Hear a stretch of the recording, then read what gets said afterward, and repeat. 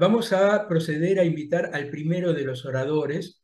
El primero es Carlos Doctor Cacho. Carlos nos va a presentar Trascender el reto de la empresa familiar. Carlos representa al Instituto Tecnológico de Monterrey de México. Está cursando actualmente un doctorado en Ciencias Administrativas en EGADE.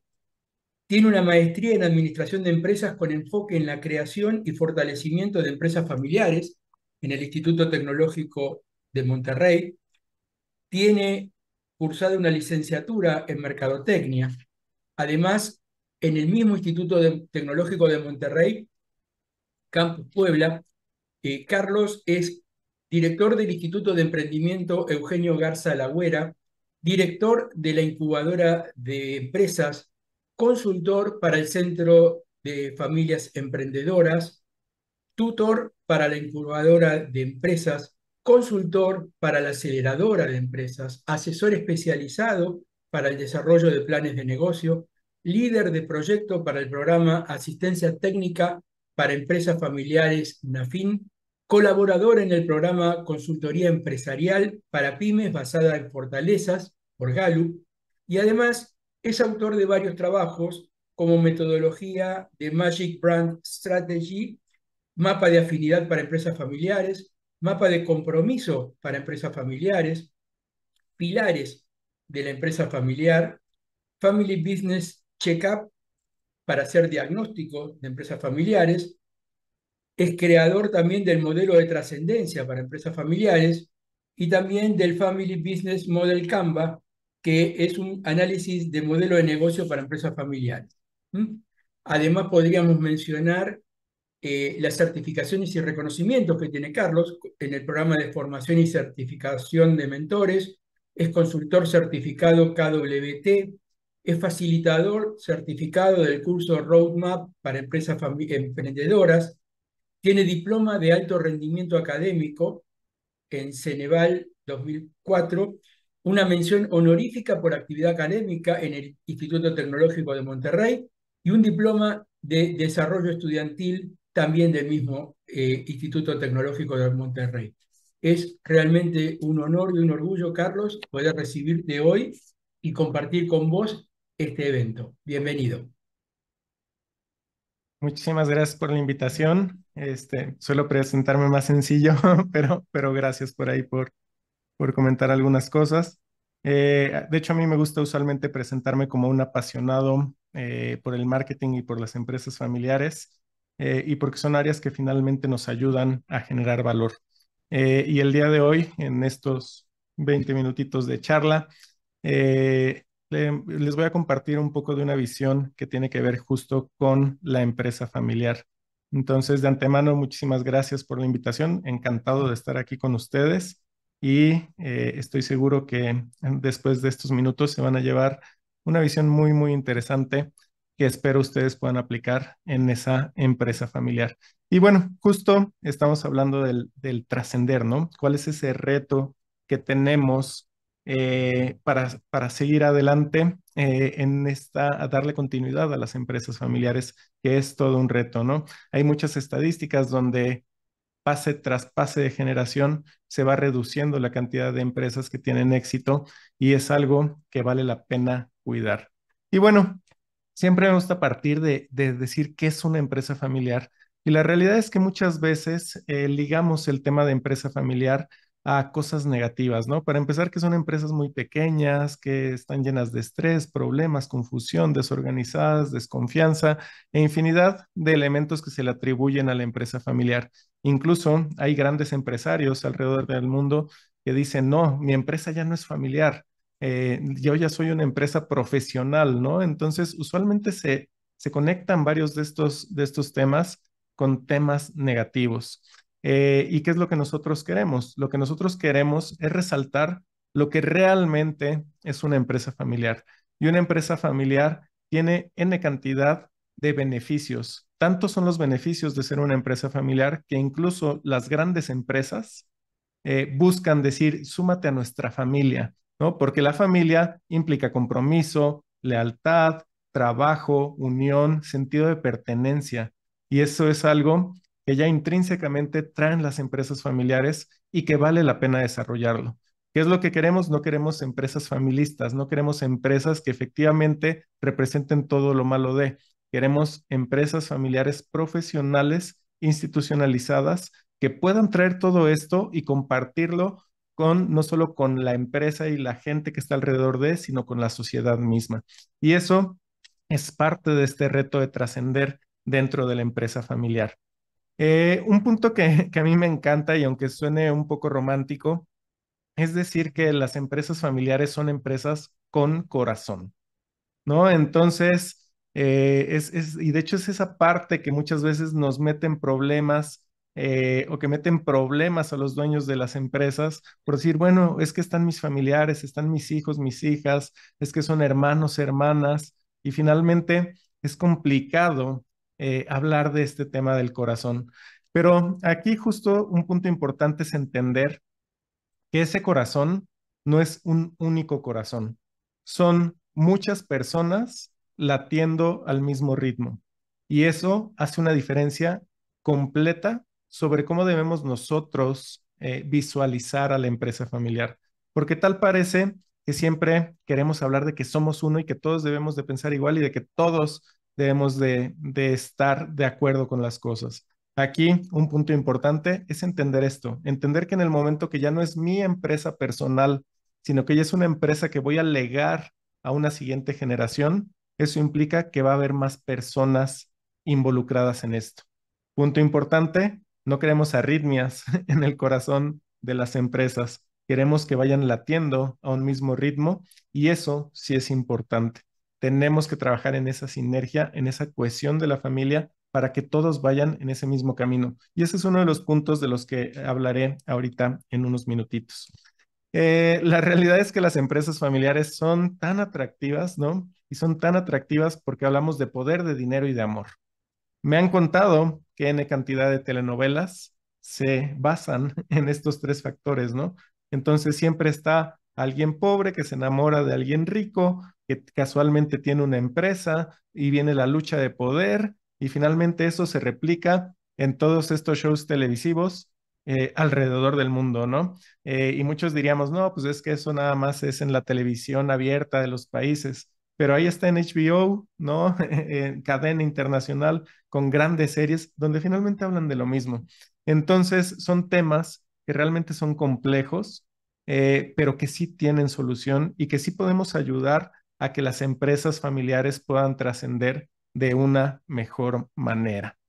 ¿Qué es lo que sucede? Al momento de hablar de empresa familiar, debemos de entender que estamos hablando de tres sistemas que están interconectados. Uno es el de la propiedad, el patrimonio, aquello que nos implica el ser dueños de algo, ¿no? Si yo soy dueño de este teléfono, es mío, ¿no? Y si yo ahorita lo rompo, lo destruyo, pues no pasa nada, ¿no? Pero ¿qué pasa si este teléfono es de alguien más y yo decido romperlo, decido destruirlo? Pues finalmente ya no es lo mismo. Debemos de entender que hay una propiedad y que esa propiedad, en el momento de que ya no nos pertenece a nosotros solos, va a empezar a cambiar la manera en la que podemos tomar decisiones.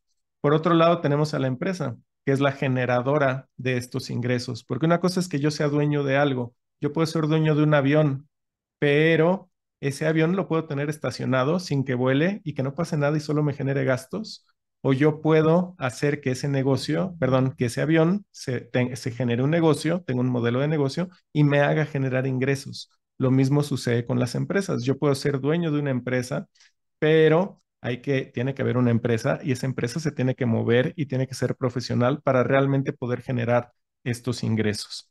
Y por otro lado tenemos a la familia, donde estamos hablando de estas personas que están involucradas, que tienen lazos afectivos, que pueden ser de sangre.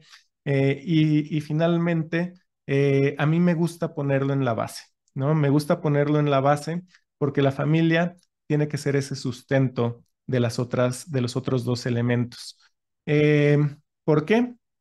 Porque finalmente, si hablamos de poder, dinero y amor, el poder y el dinero suelen ser egoístas. Yo quiero más poder, pues porque me gusta el poder.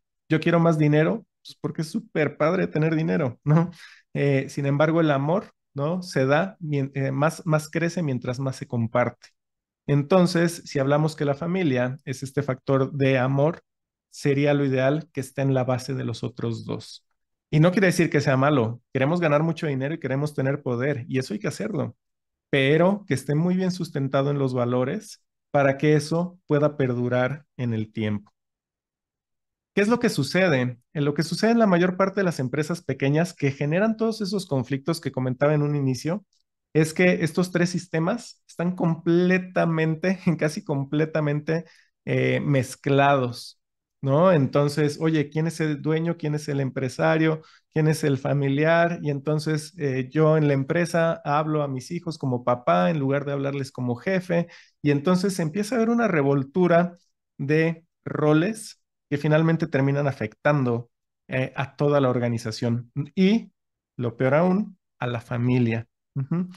Durante muchos años nos han hecho creer que el problema de la empresa familiar es justo este, el que estar tan involucrados y nos hacen pensar que la solución es separarlo, ¿no? Entonces, lo primero que te dicen es, ¿sabes qué? Eres una empresa familiar. El problema es que están todos mezclados. Y la verdad es que sí, sí es un problema que estén mezclados, pero la solución no es separarlos. Si los separamos, termina siendo una empresa más. Y si es una empresa más, no tenemos todos esos beneficios de la identidad, de la pertenencia, del compromiso que se tiene dentro de una empresa familiar. Y eso es algo que vale la pena tener, porque es beneficioso no solo para la empresa, no solo para la familia, sino para la sociedad misma. Porque está demostrado que las empresas familiares son las que más se centran en esos valores y que más comparten alrededor. Entonces, la solución no es separar. Durante muchos años dijeron, es el problema es separar. Lo que debemos que aprender a hacer es mantener un equilibrio. Y no se trata de separar, se trata de delimitar. Es como si nosotros queremos ir a otro país en el que nos piden una visa para la entrada, ¿no?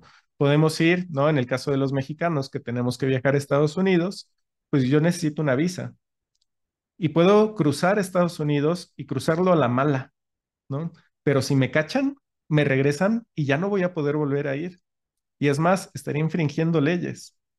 Sin embargo, puedo irme por la buena, hacer mi trámite, que me lo den y entonces cruzo y me porto bien en ese otro lado, ¿no? Me porto igual o mejor que lo que me podría portar aquí. Eso es algo que nosotros deberíamos de replicar mucho en la empresa familiar. Una cosa es que yo sea familia, otra cosa es que yo sea dueño y otra cosa es que yo labore dentro de la empresa. Y tengo que aprender no a separar, sino a delimitar, así como es con esta visa para yo poder cruzar a un país vecino. Entonces, tenemos que aprender a cuáles son esos límites que cada uno de los sistemas tiene. Y son sistemas que podrían funcionar independiente. Yo ahorita puedo comprar acciones de Amazon, ¿no? Y puedo decir que soy dueño de Amazon, pero no por eso cuando llega alguien a entregarme un paquete, entonces yo le voy a decir, ah, mira, yo soy accionista, entonces tú que estás entregando el paquete, debes de hacerme caso a lo que yo te digo. La verdad es que eso no es posible, ¿no? Entonces, ¿por qué lo hacemos en las empresas familiares más pequeñas? Y eso es un gran cambio en el que debemos de trabajar. Entonces, el reto es el equilibrio. Y sí, me dirán, oye, Carlos, pero ¿cómo hacemos ese equilibrio, no? Ya sabemos que eso es un problema. Y aquí les voy a contar un poco del qué pueden hacer ustedes, ¿no? Y es justo hablar de esta trascendencia que queremos dentro de la empresa familiar, donde debemos de entender que está la familia, que hay una empresa, que hay un gobierno de la organización. No estamos hablando del país, ni mucho menos, estamos hablando de un gobierno empresarial, de un gobierno corporativo, de un patrimonio que se va construyendo y de una sucesión en la que se va trabajando. Y si queremos realmente poder trascender en el tiempo, tendremos que trabajar en estos distintos temas.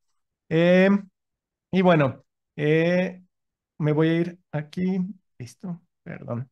Me voy a ir aquí con el primero de los puntos, ¿no? Estábamos hablando, en este caso, de la familia, y el primer paso es la sinergia.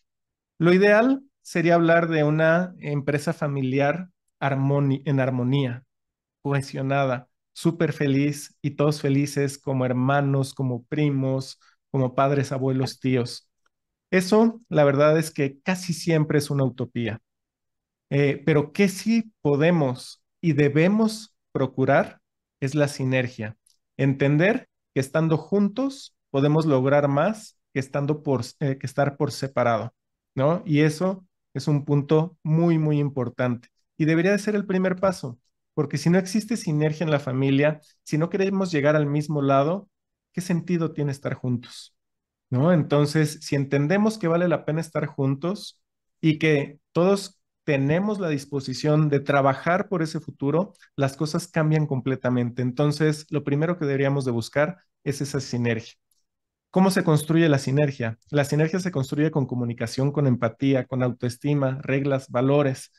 Y los primeros dos es en los que me voy a enfocar ahorita. Si nos ponemos a analizar, yo diría que así a ojo, ¿no?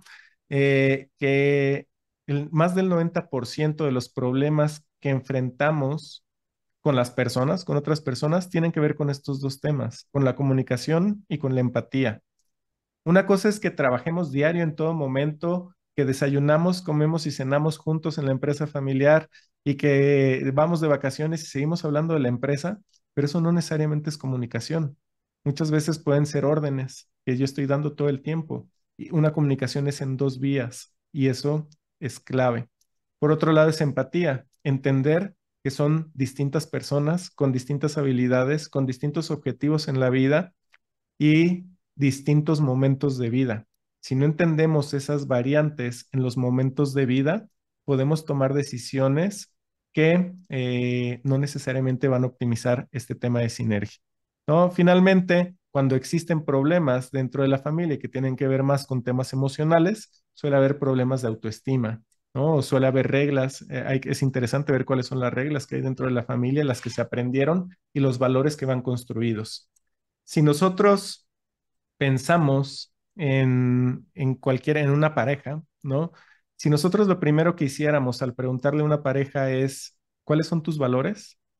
Se eliminaría gran parte de las discusiones que tenemos. Insisto, es una falla de comunicación, no comunicamos los valores. Si comunicáramos los valores, entenderíamos, seríamos empáticos de lo que piensa el otro y entonces podríamos trabajar en esa sinergia. ¿Qué va a resultar de esta sinergia? Tener cohesión. ¿Qué pasa si no tenemos cohesión? Nos vamos a quedar solitos. ¿Qué pasa si tenemos cohesión exagerada? Podemos caer en el paternalismo y un paternalismo nunca va a ser bueno para la trascendencia de una empresa familiar. Entonces, dentro de la familia tenemos que buscar sinergia para llegar a esa cohesión que nosotros estamos buscando. El segundo punto es la competitividad. A mí no me gusta hablar de competencia dentro de las organizaciones, no un análisis de competidores, ni mucho menos. A mí me gusta hablar de qué tan competitiva es nuestra organización.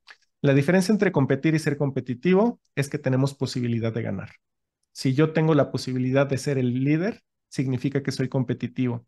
Si yo llego a las mañanas, abro mi tienda, pero nadie llega, entonces no estoy siendo competitivo. Y eso es un serio problema para la empresa. Tienen que cuidar ser competitivos. Oye, pues es que no tengo dinero, no tengo pagos, no. Entonces no estás siendo competitivo. Debes de tomar acciones para ser competitivo. Y esas acciones incluyen cultura organizacional, roles, jerarquías, cuáles son las reglas de entrada, los sueldos, los beneficios, ¿no? ¿Qué reglas hay al interior de la organización? ¿Qué controles e indicadores tengo? ¿Cómo estoy midiendo las acciones y cuáles son esos niveles de desempeño que yo debería estar buscando, no nada más de los familiares, sino de la organización misma? Si nuestra empresa no es competitiva, va a desaparecer y si desaparece, ya no hay empresa familiar. Entonces, ¿para qué hacemos todo este show? ¿No? Entonces, tenemos que cuidar la competitividad de la organización, tenemos que trabajar en estos distintos elementos y cuando alguien de la familia afecta la competitividad de la organización, está afectándolos a todos y eso va a evitar que exista esa trascendencia dentro de la empresa familiar. ¿Qué es lo que debemos de hacer? Profesionalizar. Si queremos lograr competitividad, debemos de profesionalizar. ¿Qué pasa si no profesionalizamos algo, si no profesionalizamos la empresa? vamos a caer en la incompetencia, ¿no? Hablamos de competitividad. La incompetencia es que ni siquiera puedes competir, vas a desaparecer. Ujú. Ahora, si nos enfocamos demasiado en roles, cultura, reglas, controles, podemos caer en una burocracia excesiva que alente la organización y también podríamos ser incompetentes, podríamos ser no competitivos por la lentitud que se tiene en la organización. Entonces, hay que buscar ese equilibrio. Hay que profesionalizar, pero no se trata de medir por medir y no se trata de empezar a controlar todo. Este es un problema. De repente es, ya vamos a poner controles e indicadores. Y de repente quieres poner 10,000 indicadores y controles. No se necesita eso. Tienen que ser específicos en aquellos que sean relevantes realmente para el desempeño de la organización. Me voy a apurar, ya vamos por la tercera de 5 y es el crecimiento. Debemos de tener un gobierno organizacional, un gobierno corporativo que fomente el crecimiento de la organización. Aquí no estamos evaluando si la empresa crece o no. Estamos hablando si las decisiones en el gobierno corporativo están impulsando el crecimiento de la empresa o simplemente son casualidades del por qué estamos creciendo.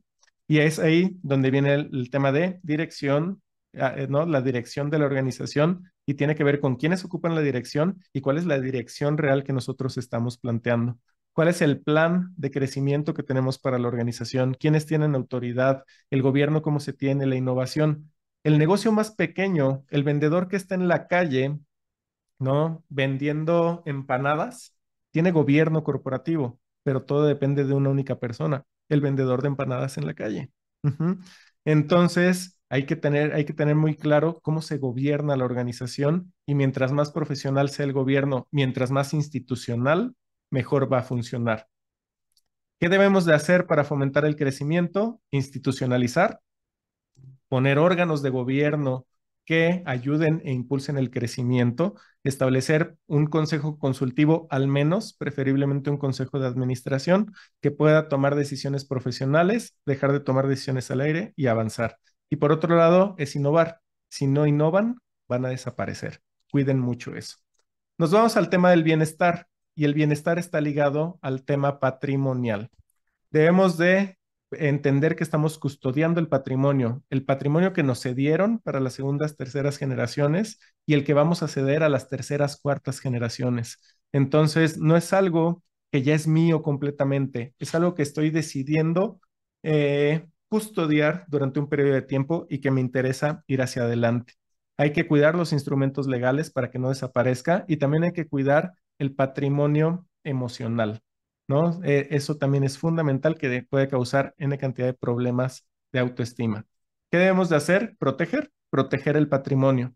Si no lo protegemos, lo perdemos, pero hay que tener cuidado, porque si lo protegemos en exceso, vamos a caer en la avaricia.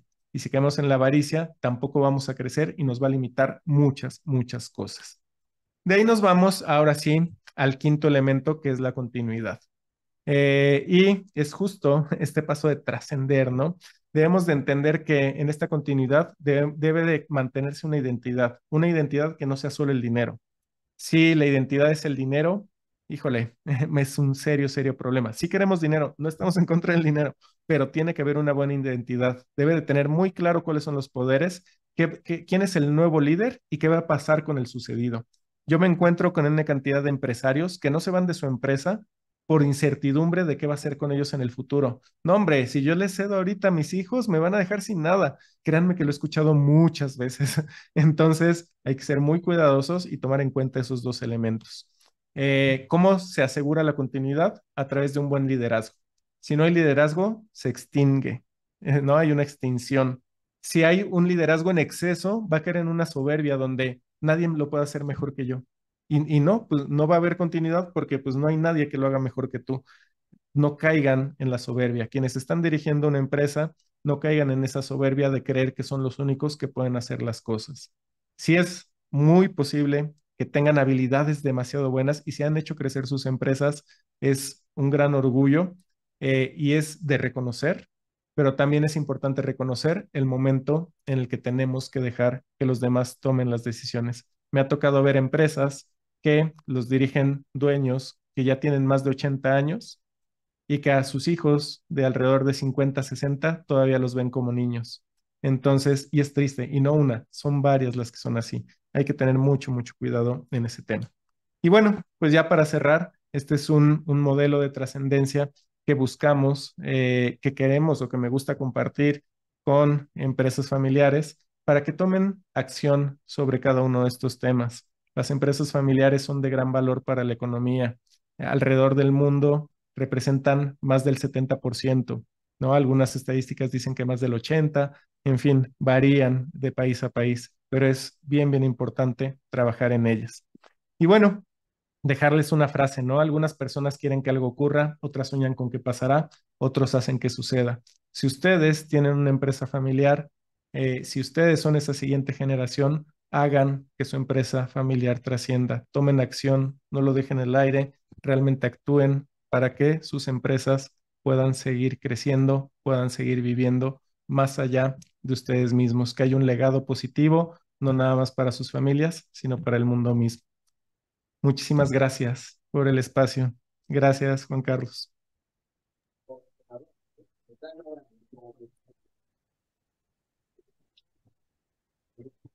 ¿Qué tal? Buenas noches, mi nombre es Pablo Fernández. Yo fui, para los que estuvieron en las reuniones anteriores, yo fui uno de los expositores del primer día. Juan Carlos está con un serio problema de internet, Ya, por no me eso, preocupo. bueno, nada, me pidió que lo reemplace, así que de parte Ujú. de Juan Carlos, obviamente, de la Universidad de Belgrano, nada, darte las gracias. Estuve presente en tu charla, la verdad que sumamente interesante. Eh, Agradecerte, por supuesto, que hayas estado con todos nosotros, hayas compartido tu experiencia. Eh, Así que lo que, lo que voy a hacer es voy a tratar de buscar algunas consultas que han dejado acá en el chat para ver si tú las puedes contestar, ¿sí? Eh, Acá hay una persona de Maderera Aguilera, no tengo su nombre, que pregunta, ¿qué pasa cuando tenés un hermano que es tu socio y te roba? Sí, fíjense que es un tema, lo peor es que es recurrente que haya ciertos miembros de la familia que finalmente buscan su beneficio personal. Y aquí digo, obviamente cuando hay cosas de este estilo que son negativas, es un serio problema y no está bien. En definitiva, no está bien, no es algo que debiera de suceder. ¿Qué hay que buscar? Finalmente, buscar una sinergia y también que haya una empatía. ¿Qué es lo que requiere? Y esa empatía tiene que ser con todos, ¿no? Si de repente esa empresa en la que nosotros trabajamos es la empresa familiar y no me da el suficiente ingreso para lo que yo quiero, y entonces tengo que recurrir a este tipo de prácticas de tomar más dinero del que realmente me tocaría, debo de ser empático con los demás y debo de ser empático conmigo, porque a lo mejor no es la empresa en la que debería de yo estar trabajando. Para los del otro lado, hay que ser empáticos y los beneficios que tienen cada uno de los miembros de la familia corresponden al esfuerzo que van teniendo, ¿no? Entonces, en el momento que hay este tipo de acciones, pueden ser elementos disruptores, disruptores de la armonía familiar y hay que ser muy, muy cuidadosos. Hay que encontrar esta manera de mediar, ¿no? En definitiva, no está padre porque empiezas a perder confianza, pero si no lo dialogas, si no lo platicas, hay que tener mucho cuidado. Ahora también hay que tener cuidado en cuáles son los controles que tenemos. ¿Por qué no nos dimos cuenta antes de estas situaciones? Porque a lo mejor vale ir cuidándolo, ¿no? No somos pro, enójate, córrelo, llévalo. Hay que mediar, ¿no? Y cualquier persona que está dentro de la organización, si hay un reglamento establecido, debería de acatarse a ese reglamento. El problema es que muchas veces no está ese reglamento, entonces ¿cómo quieres dar esa continuidad si no hay estas reglas previas? Digo, eso debería de ser de sentido común. La realidad es que el sentido común es el menos común de los sentidos. Entonces, es un excelente momento para comenzar a hablar, establecer reglas y que no vuelva a suceder eso, porque si vuelve a suceder, pues en definitiva se tendría que ir él o cualquier otro colaborador, que eso es lo que debemos de entender. Cualquier colaborador que robe a una organización está cometiendo un delito. Entonces, hay que ser muy cuidadosos, nada más. Ok. ¿No? Pero cuidar ese balance familia-empresa y cuidar. Ok, Carlos, bueno, recuperamos a Juan Carlos, creo, así que nada, me despido. Fue un gusto Gracias. conocerte y escucharte. El gusto es mío. Muchas gracias, Pablo. Esta es la ventaja de ser pyme, ¿no? Pasan cosas, pero seguimos adelante. Y la cooperación, la colaboración, y le ponemos el hombro y seguimos. Gracias, Pablo. Gracias, Carlos. No sé si habían leído la pregunta que hay en el chat. Dice, No, había eh, quedado, solamente leí la primera pregunta, o sea, de cómo definir sueldos y salarios en adelante, no, Carlos no lo escucho todavía. mm, Sí. perfecto. La pregunta es de Carlos Colucci, que dice, para impulsar la trascendencia, ¿sería conveniente un protocolo familiar? El protocolo familiar es una excelente herramienta de coherencia. El protocolo familiar no es la panacea, no es la solución a todos los problemas, pero sí es muy importante tenerlo. Ahora, la realidad es que si ahorita ustedes buscan protocolo familiar en Google, van a encontrar N cantidad de ejemplos. Lo de menos es firmarlo. Si ustedes ahorita le piden a ChatGPT, redáctame un protocolo familiar, les va a redactar un protocolo familiar, pero la clave del protocolo familiar no es la firma del protocolo y tenerlo como norma. La clave es el cómo se fue desarrollando. Cuando nosotros construimos acuerdos de familia, ¿no? Algunos le llaman acuerdo de familia, otros protocolo familiar, otros constitución familiar. La clave son los acuerdos que entre familias se dan y sobre todo los diálogos previos. Los diálogos previos que tienes para llegar a un común acuerdo es lo que le va a dar ese sentido de realmente de trascendencia a lo que se construye. Entonces, la clave no es tener el protocolo. La clave es tener los diálogos de los temas que son difíciles, tener esas conversaciones y llegar a acuerdos que eventualmente se plasmarán en ese protocolo familiar. Entonces, sí, el protocolo familiar impulsa la trascendencia de la empresa, pero no es el documento por el documento. Son los diálogos, son los acuerdos que se generan en ese proceso y ese proceso no siempre es rápido, pero hay que hacerlo. Muchísimas gracias, Carlos.